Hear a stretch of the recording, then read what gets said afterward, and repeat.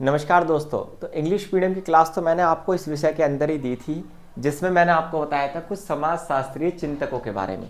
Majorly समाजशास्त्र में जब भी चिंतकों की बात होती है तो तीन चार ही नाम है जो हमारे आसपास घूमते हैं और जो समाजशास्त्री माने जाते हैं यहाँ पर आपके सिलेबस के अकॉर्डिंग। भाई एक तो है आपके कार्ल मार्क्स साहब, उनके विचार आपसे पूछ ले जाते हैं। इनके अलावा यदि दूसरे व्यक्ति की बात करें तो फिर आते हैं आपके दुर्खिम साहब। फिर कौन आते हैं आपके? दुर्खिम साहब।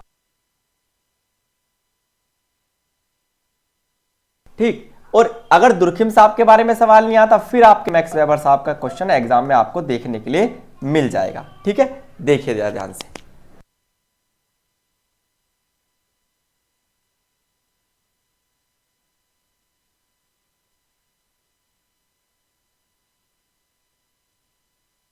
हाँ, बात समझ में आई या नहीं आई? कंटेंट टेबल की बात करें तो यहां भी आपको यही सब नाम देखने के लिए मिलेंगे, जैसे वेबर हो गए आपके, इसके अलावा दुर्खिम। ये डर्कहिम नहीं होता है, इंग्लिश का जस्ट ट्रांसलेशन हो गया, हम इसको क्या कहते हैं? दुर्खिम। एमिल दुर्खिम साहब नाम है इनका। ठीक। इसके अलावा यदि हम देखें तो मार्क्स के ऊपर कोई क्वेश्चन एग्जाम में अभी नहीं आ रहा है पिछले 1-1.5 साल से, लेकिन वेबर के अनुसार भारत में पूंजीवाद की उत्पत्ति क्यों नहीं हो सकती, ये इंपॉर्टेंट क्वेश्चन है कि भारत में पूरी तरीके से पूंजीवाद या फिर पूरी तरीके से समाजवाद क्यों नहीं आ सकता, ये एक सवाल आपका बन सकता है। फिर नौकरशाही की मुख्य विशेषता, लेकिन ये आपको पता किसके अनुसार बनानी है? ये आपको वेबर के अनुसार ही बतानी है, क्योंकि नौकरशाही की तो ढेर सारी व्यवस्था होती है जो हमारे सिविल सर्वेंट होते हैं, लेकिन हमें मैक्स वेबर के अकॉर्डिंग यहां पर क्या करना होगा, बताना होगा। आगे देखिए, समाजशास्त्र का विषय, समाजशास्त्र का विषय कह लीजिए या फिर समाजशास्त्र की विषय वस्तु कह लीजिए। विषय वस्तु शब्द से आप ज्यादा बेहतर चीजों को समझ पाएंगे। समाजशास्त्र की विषय वस्तु। फिर दुर्खिम साहब ने सामूहिक चेतना के बारे में क्या कहा? इसे इंग्लिश में कहते हैं सीसी कॉन्सेप्ट। क्या कहते हैं? Collective conscience. क्या कहते हैं? कलेक्टिव कंसाइंस का कॉन्सेप्ट। ठीक है, आपस में एक दूसरे के साथ सामूहिक चेतना। और समाजशास्त्र में उत्पादन की शक्तियां किस प्रकार की होती हैं? मेजरली दो ही होती हैं भाई, एक तो कैपिटल यानी पूंजी आपकी, और दूसरा आपका होता है श्रम। इन्हीं दो शक्तियों के बारे में आज हम बात करेंगे जो समाजशास्त्र में इस्तेमाल होती हैं। तो अच्छा खासा कॉन्सेप्ट है और सब्जेक्ट कोड आपका BSOC 111 है। यदि फिर भी आपको इस क्लास के अलावा कोई स्टडी मटेरियल पेड रूप में चाहिए, जैसे गेस्ट पेपर है दोस्त आपके, सोल्ड असाइनमेंट पेपर है, तो आप ये हमारा पर्सनल व्हाट्सएप नंबर है, इस पर हमें आप व्हाट्सएप कीजिए, है ना। हिंदी इंग्लिश मीडियम में आपको लेटेस्ट गेस्ट पेपर्स यहाँ पर मिलते हैं, सोल्ड असाइनमेंट PDF आपको मिलते हैं, तो उस पर आप जरूर कांटेक्ट करेंगे। क्लियर? चलिए दोस्त, अब समझने की कोशिश कीजिए। देखिए, वेबर के अनुसार भारत में पूंजीवाद की उत्पत्ति क्यों नहीं हो पाई? सबसे पहले तो आप ये समझिए पूंजीवाद होता क्या है। जब आप ये समझ जाएंगे तो आप ये भी समझ जाएंगे कि फेल होने का रीजन क्या है, क्यों भारत में फेल हो रही है व्यवस्था। देखिए, पूंजीवाद जो होता है इसमें सब कुछ रूल कौन करता है ना। मेजरली यहां पर देखिए, पूरी मार्केट को रूल करने वाला, मार्केट को चलाने वाले होते हैं पूंजीवाद के अंदर कौन? पूंजीपति। कौन होते हैं आपके? पूंजीपति होते हैं। मतलब यहां पर ज्यादातर प्राइवेट सेक्टर को, निजी क्षेत्र को ज्यादा बढ़ावा यहां पर दिया जाता है, और ये निजी क्षेत्र हमेशा लाभ कमाने के लिए कार्य करता है। ये निजी क्षेत्र हमेशा प्रॉफिट के लिए कार्य करता है, प्रॉफिट मेकिंग। भाई किसी भी तरीके से क्या होना चाहिए? बस प्रॉफिट बनना चाहिए। सार्वजनिक कल्याण की बात यहां पर नहीं होती। इसी रीजन से आप देखिए कहीं ना कहीं पूंजीवाद उन्हीं देशों में फल फूल सकता है जो देश सार्वजनिक कल्याण से ज्यादा महत्व, मनी को, पैसे को और स्पिरिचुअलिटी की जगह आप देखिए प्रॉफिट मेकिंग को ज्यादा इंपॉर्टेंट मानते हैं। बात समझ में आई या नहीं आई? यहां तक कोई दिक्कत या परेशानी तो नहीं? अब देखिए, मैक्स वेबर ने एक पुस्तक में उन्होंने कहा the Protestant ethics and the spirit of capitalism. उसमें वो कहते हैं कि पूंजीवाद के उदय के लिए प्रोटेस्टेंट कार्य नैतिकता को महत्वपूर्ण माना गया। अब कहेंगे प्रोटेस्टेंट का क्या मतलब होता है? जहां पर सब कुछ लाभ हो, ऐसी विचारधारा जहां पर सब कुछ लाभ हो, जहां पर कड़ी मेहनत के बाद निवेश को इंपॉर्टेंट माना जाता हो, जहां पर मार्केट को चलाना, प्रॉफिट मेकिंग इंपॉर्टेंट माना जाता है, वो प्रोटेस्टेंट आपके क्या होता है? वर्क एथिक्स होते हैं। लेकिन वो कहते हैं भारत में पूंजीवाद को लेकर ऐसे एथिक्स आपको देखने के लिए नहीं मिलेंगे। रीजन क्या है? सबसे पहला रीजन है हिंदुइज्म, स्पिरिचुअलिटी। यदि स्पिरिचुअलिटी भारत में आध्यात्मिकता की बात करें तो उन्होंने कहा हिंदू धर्म में जीवन का उद्देश्य प्रॉफिट कमाना, पैसे कमाना या फिर कंपनियां खड़ी करना नहीं है। यहां पर तो आप देखिए मोक्ष, मुक्ति की बात की जाती है, यहां पर आध्यात्मिक उन्नति की बात की जाती है। और यह भी कहा जाता है कि नो कलेक्शन ऑफ मनी, जिसे आप देखिए बुद्धिज्म और जैनिज्म में क्या कहा गया? अपरिग्रह, कि हमें धन इकट्ठा नहीं करना है, हमें वेल्थ को, पैसे को बिल्कुल भी इकट्ठा नहीं करना है।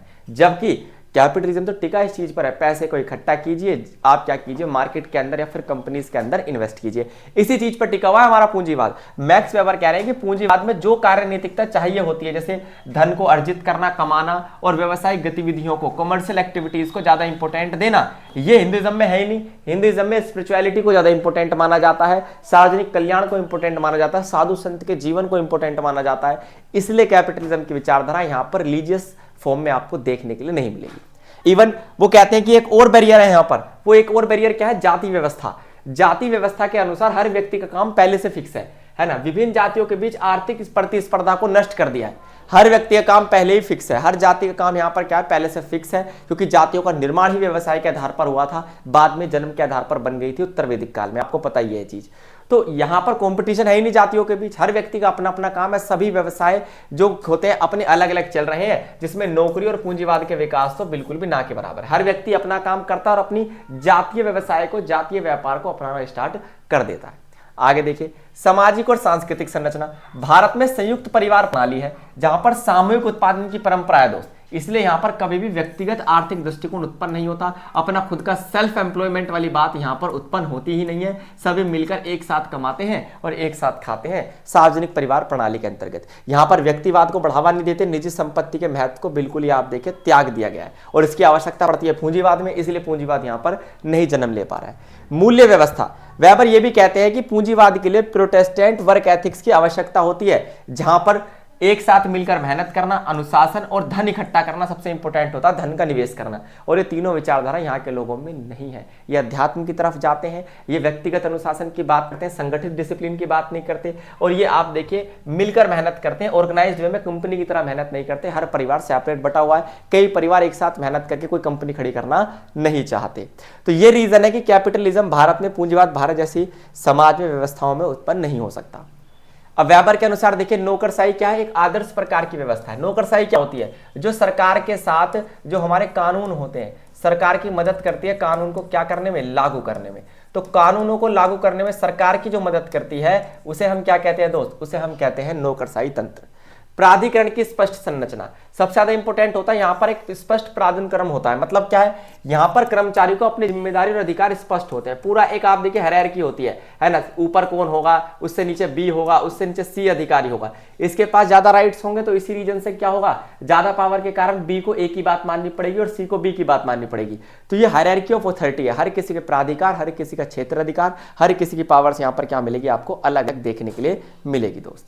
आगे चलिए, नौकरशाही के कार्य संचालन के लिए लिखित नियम और विनियम होते हैं। अब ऐसा नहीं है कि यहां पर पावर दे दी जाती है तो आप उसका व्यक्तिगत तौर पर इस्तेमाल कर सकते नहीं। कोई भी ऑर्डर, कोई भी आदेश, किसी भी पावर का यूज आप कैसे करेंगे, लिखित रूप में करेंगे। विभाजन और विशेषज्ञता, आपको पता है यहां पर हर व्यक्ति के लिए कार्य बांटा हुआ है। भाई एसडीएम का काम अलग होता है, आईपीएस का काम अलग होता है, डीएसपी का काम अलग होता है ना। तो डिवीजन आप कहेंगे ऑफ वर्क यहां पर देखा गया है और स्पष्ट रूप से डिवीजन किया गया है। इससे क्या होता है, हर व्यक्ति अपने क्षेत्र का स्पेशल हो जाता है और कुशल हो जाता है। पेशेवर और स्थिरता, आपको पता है प्रोफेशनलिज्म होती है। कर्मचारी यहाँ पर क्या होते हैं, पेशेवर होते हैं और कर्मचारी के प्रदर्शन पर यहाँ पर उनका क्या होता है, जो भी नौकरी की स्थिति है वो कर्मचारी की परफॉर्मेंस पर निर्भर करती है। मान लीजिए आप कांस्टेबल लगे हैं, एक छोटे नौकरशाही तंत्र में आप कांस्टेबल लगे हैं, तो आप डीएसपी तक कब पहुंचेंगे, अपनी कार्य कुशलता से। तो प्रमोशन, पदोन्नति, जिसे हम कहते हैं पदोन्नति, प्रमोशन यानी पद की उन्नति होना, पोस्ट चेंज होना, ये आपके एक तरीके से आप कह सकते हैं काम में कुशलता पर निर्भर करता है। समाजशास्त्र के विषय क्या है, समाजशास्त्र में हम क्या क्या पढ़ते हैं, मैंने आपको बताया था समाजशास्त्र एक प्रकार का सामाजिक विज्ञान ये तो है, it is similar like social science, जिसमें हम क्या करते हैं, समाज को समझते हैं, समाज के संगठन, समाज की संरचना और जितनी भी सामाजिक प्रक्रियाएं समाज में हो रही होती हैं, विवाह प्रणाली भी इसमें शामिल कर सकते हो आप, वो सभी कुछ समाजशास्त्र है। समाजशास्त्र में हम समझते हैं समाज और उसके घटक, समाज के परिवर्तन, समाज में असमानताएं, समाज में कौन कंट्रोल करता है और अपराध किस प्रकार होते हैं, ये सभी कुछ समाजशास्त्र का ही मुद्दा है। डायरेक्टली इनडायरेक्टली आप कह सकते हैं समाज की प्रत्येक समस्या है ना, स्पेशली कौन सी जो वर्तमान समस्या है ना, और ऐतिहासिक रूप से भी जो ऐतिहासिक समाजशास्त्र हम पढ़ते हैं तो इतिहास की भी समस्याएं, उन सभी को हम समाजशास्त्र के अंदर काउंट करते हैं। जैसे समाज और उसके घटक में देखें तो हम जानते हैं परिवार, शिक्षा, धर्म, सरकार, ये सभी सामाजिक संस्थाएं होती हैं। ये क्या है, इनकी संरचना क्या है और इनके कार्य क्या है, कहां पर पढ़ते हैं, समाज के अंदर समाजशास्त्र में पढ़ते हैं। इसके अलावा समाज आपको पता समय के अनुसार बदल रहा है, गांव शहर बन रहे हैं, पूरी दुनिया एक हो रही है, लगातार उद्योग धंधे क्या हो रहे हैं, स्थापित हो रहे हैं। इससे सोसाइटी में जो सोशल चेंजेस आते हैं उनका अध्ययन भी समाजशास्त्र में होगा। इसके अलावा वर्ग भेद, जो समाज में जातीय भेद होता है, वर्ग भेद होता है, नस्लीय भेद होता है ना, लिंग भेद होता है, ये सभी जो है आपके असमानता का अध्ययन हम समाजशास्त्र में करते हैं। समाज में कानून, नियम और जितनी भी सामाजिक संस्थाएं हैं वे कैसे लोगों के व्यवहार को नियंत्रित करती है, अपराध के लिए दंड कैसे तय होता है दोस्त, ये सभी चीजें समाजशास्त्र में आप थोड़ा थोड़ा सा देखते हैं। अपराध किसे कहते हैं ये भी एक सोशियोलॉजी का ही विषय है कि कहीं ना कहीं अपराध आप किसको कह सकते हैं। हालांकि हम आईपीएससी में सभी चीजें पढ़ते हैं बहुत अच्छे से, लेकिन समाज में ही तो अपराध का जन्म होता है और समाज ही किसी चीज को या किसी क्रिया को अपराध कहता है, इसलिए इसका अध्ययन यहाँ पे किया जाता है। अब थोड़ी सी बात करेंगे सबसे इंपॉर्टेंट कॉन्सेप्ट आज का, जिसमें हम कहते हैं दुर्खिम ने सामूहिक चेतना क्या कहा। सामूहिक चेतना का मतलब है आपसी मेल मिलाप की भावना, बस इतना याद रखिए। कलेक्टिव कंसाइंस का मतलब सिर्फ इतना सा है, आपसी एकजुटता। जब लोग एक दूसरे से जुड़ा हुआ अपने आप को क्या करते हैं, आप देखिए मान के चलते हैं, तो इसे हम सामूहिक चेतना कहते हैं। एमिल दुर्खिम क्या कहना चाह रहे हैं, देखिए एमिल दुर्खिम कहते हैं कि आप सामूहिक चेतना की अवधारणा में समाज में साझी मान्यताएं और मूल्य होते हैं। याद रखिए सामूहिक चेतना, भाई हम जैसे फॉर एग्जांपल एक गली है, एक गली में 20 मकान है, हर व्यक्ति अपने अपने परिवार में रह रहा है, सब अपने आप को इंडिविजुअल देखते हैं आज की सोसाइटी में। पुराने जमाने में ऐसा नहीं होता था। आज से 100-150 साल पहले आप जाएंगे तो एक गली के 20 के 20 घर अपने आप को परिवार मानते थे।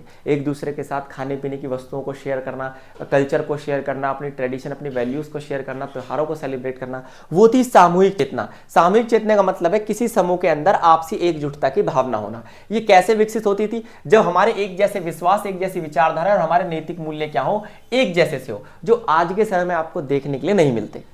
तो इसका मतलब क्या, समाज के लिए एकजुटता की भावना रखना। दो प्रकार की सामाजिक एकजुटता है दोस्तों, एक है यांत्रिक, एक है जैविक। यांत्रिक का मतलब है जब परंपरागत समाज में आप देखेंगे तो सामूहिक चेतना बहुत ज्यादा मजबूत होती है, सदस्य समान कार्य करते हैं। आप देखिए फॉर एग्जाम्पल के लिए एक समूह के लोग पुराने समय में आपको क्या करते हुए दिखाई देंगे, एक ही जैसा काम करते हुए दिखाई देंगे। जैसे मान लीजिए मैंने भी एक गली का एग्जांपल आपको दिया था कि 20 मकान है, तो 20 के 20 मकान पुराने समय में क्या कर रहे होंगे, खेती ही कर रहे होंगे। इसी रीजन से लगभग समान कार्य के कारण उनकी सामूहिक चेतना बहुत मजबूत होती है, इसलिए इसे कहा जाता है एकजुटता। लेकिन जैविक एकजुटता क्या है दोस्तों, जो आज के समय में आपको समाज में देखने के लिए मिलेगी। जैविक का मतलब, एकजुटता का मतलब यह है कि थोड़ी सी कमजोर सामूहिक चेतना हो गई है, अब हम एक दूसरे से जुड़ा हुआ महसूस नहीं करते। हम एक लॉजिक देते हैं इसके लिए, हम कहते हैं तू अपनी प्राइवेसी में जी, मैं अपनी प्राइवेसी में क्या करूंगा, टाइम स्पेंड करूंगा, मैं अपनी प्राइवेसी में जूंगा। तो जहां पर हर व्यक्ति अपनी अपनी सेपरेट प्राइवेसी को ज्यादा इंपोर्टेंस देने लगा है, वहां पर सामूहिक चेतना कमजोर हो जाती है, जिसे जैविक एकजुटता कहते हैं। कानून प्रणाली और सामूहिक चेतना, सामाजिक अनुशासन के लिए कानून और नैतिक मान्यताएं समाज के सदस्यों का मार्गदर्शन करती हैं। अब कानून के माध्यम से लोगों को एक रखा जाता है। हिंदू, मुस्लिम, सिख, ईसाई आपस में सब भाई भाई, ये विचारधारा पहले लोगों के मनों में होती थी। अब कानून के कारण, धर्मनिरपेक्ष देश होने के कारण लोगों में एकता स्थापित करने के लिए लॉस के माध्यम से इनमें एकता स्थापित की जाती है, वरना भारत में हमेशा दंगे होते रहे। इतने ज्यादा आप देखिए कहीं ना कहीं सामूहिक चेतना हमारी कम होती जा रही है। सामूहिक चेतना में हमारा धर्म, हमारे मूल्य, आस्थाएं सभी कुछ आती हैं। एक जमाना था जब हम होली दिवाली मिलकर मनाते थे, आज एक जमाना है कि हम डरते हैं एक दूसरे के त्योहारों में शामिल होने से। तो कहीं ना कहीं आप देख रहे हैं सामूहिक चेतना लगातार घट रही है, लोगों की सामूहिक भावना जो है लगातार कम हो रही है, कमजोर हो रही है। नेक्स्ट है आपका उत्पादन। अब देखिए समाजशास्त्र उत्पादन के बारे में क्या कहता है, इसको आप समझ लीजिए। समाजशास्त्र उत्पादन के बारे में कहता है कि उत्पादन के लिए दो चीजें चाहिए आपको, भाई एक तो चाहिए संसाधन, एक चाहिए संसाधन और एक चाहिए आपको तकनीक। लेकिन क्या ये खुद पे खुद काम करने लगेंगे, नहीं, इनके ऊपर एक ब्रेन भी तो चाहिए, यानी कि श्रमिक। तो हमें ये चीजें चाहिए, एक तरफ संसाधन और तकनीक जिसे आप मटेरियल कह देते हैं, एक तरफ तो क्या चाहिए हमें, संसाधन और तकनीक, और एक तरफ हमें चाहिए लेबर। तो मटेरियल प्लस लेबर से होता है आपका क्या, प्रोडक्शन। और इस बात को कहता कौन है, इस बात को कहता है हमारा समाजशास्त्र। समाजशास्त्र कहता है कि संसाधन, तकनीकी उपकरण और श्रमिक क्षमता से ही किसी देश, किसी अर्थव्यवस्था में उत्पादन होता है। देखिए अब संसाधनों में क्या क्या शामिल होता है, भाई संसाधनों में आपका शामिल होता है जितने भी प्रकार के खनिज है, भूमि है, आपने सभी ने पढ़ी है, जल है, जिनके बिना उत्पादन संभव नहीं है, याद रखिए वो सभी आपके संसाधन हैं। उपकरण तकनीक की बात करें तो यहां पर देखिए तकनीक में आपकी सभी मशीनें आ जाती हैं और आधुनिक टेक्नोलॉजी आ जाती है, और आज के समय की आर्टिफिशियल इंटेलिजेंस जिससे सबसे ज्यादा प्रोडक्शन किया जा रहा है सर्विस सेक्टर में, ये भी क्या है आपका एक प्रकार की आप कह सकते हैं तकनीक है। फिर इन दोनों के बीच कोऑर्डिनेशन बनाने वाला, संसाधनों का इस्तेमाल तकनीक के साथ करने वाले व्यक्ति को आप श्रम कहते हैं। ये जितना इंटेलिजेंट होगा है ना, उतना ही कार्य कुशल प्रयोग होगा संसाधन और तकनीक का, उत्पादन या जीडीपी उतनी ही बढ़ती है। श्रमिक वर्ग से आगे आता है नई नई टेक्नोलॉजी और नवाचार। इसका ठेका सिर्फ और सिर्फ हमारे देश में आपको पता आईआईटी और आप देखिए आईआईएम के स्टूडेंट्स ने ले रखा है। ये नई नई टेक्नोलॉजी नए नए इनोवेशंस करते रहते हैं। सामाजिक और वर्गीय संबंध आप देखें यदि तो उत्पादन के साधनों पर मालिक का नियंत्रण होता है और श्रमिक का होता है शोषण, इसे वर्ग संघर्ष कहते हैं। और देखिए मार्क्सवादी विचारधारा निकल के सामने आ गई कि उल्टा होता है हमारे यहाँ। देखिए संसाधन और तकनीक का मालिक तो कोई और होगा और जबकि उन पे काम करने वाला कोई और होता, तो इन दोनों के बीच मालिक और श्रमिकों के बीच में संघर्ष रहता है। रीजन क्या है, ये 10 रुपए कमाते हैं तब इसे 1 रुपया देते हैं जिससे इसका गुजारा बसारा नहीं चलता। और यही रीजन है कि इस वर्ग संघर्ष को कार्ल मार्क्स ने क्या कहा है, आप देखिए वर्ग विभाजन या फिर वर्ग संघर्ष, क्लास स्ट्रगल। और इसमें होता क्या है, अमीर और अमीर होता चला जाता है, गरीब और गरीब होता है, आर्थिक असमानता पैदा होती है और आप देख सकते हैं एक सामूहिक सामाजिक क्रांति का जन्म होता है। तो चलिए ये पीडीएफ आपको हमारे टेलीग्राम चैनल पर मिल जाएगी, उससे आपको जुड़ना है। व्हाट्सएप नंबर आपको स्क्रीन पर दिखाई दे रहा है, उससे आप हमारे से गेस्ट पेपर या फिर शॉर्ट असाइनमेंट पीडीएफ ले सकते हैं, पेड फॉर्म में होते हैं दोस्त। धन्यवाद।